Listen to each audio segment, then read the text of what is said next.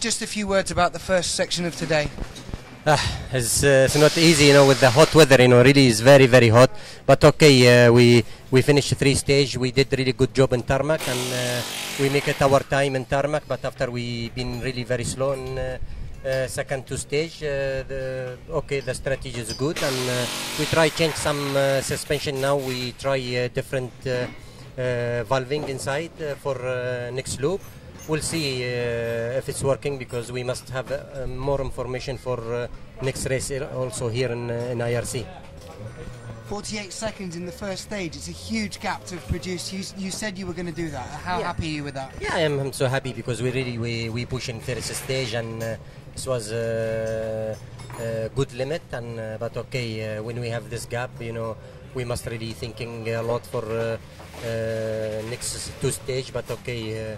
It's run very well, and we try to do our best for next lap. Okay, thank you.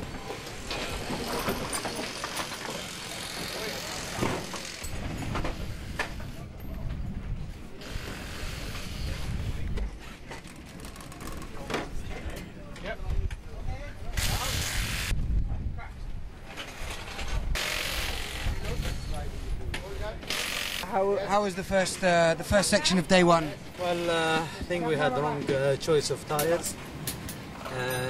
We were sliding too much. We've used a hard compound and thought with the weather, but it didn't work, and it bite us in losing time. We will change it for next. It's still a long rally to go, but it's very hot. Temperature inside the car today is something over 50.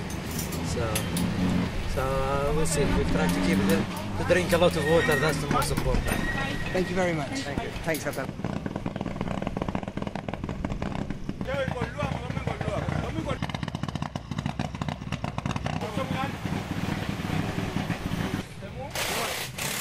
Τι έγινε στο αυτοκίνητο?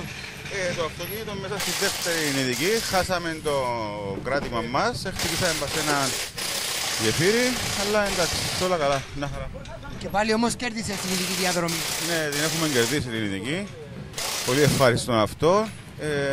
Νομίζω πάμε καλά, θέλει προσοχή, οι ειδικές είναι καλές, αλλά δεν μας βοηθάει η θερμοκρασία, μπορώ να πω. Η θερμοκρασία είναι πάρα πολύ ψηλή.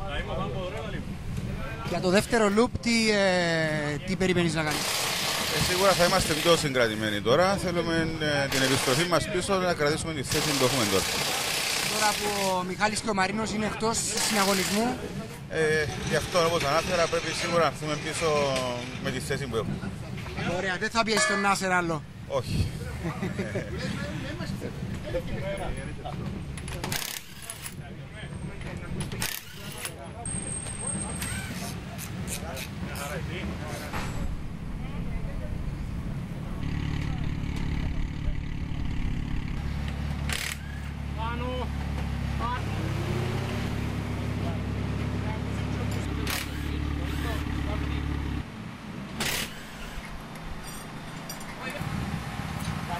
Είμαι καταπληκτικούς χρόνους στο πρώτο μέρος του ράλι, όμως αντιλαμβάνομαι έχετε κάποια προβλήματα.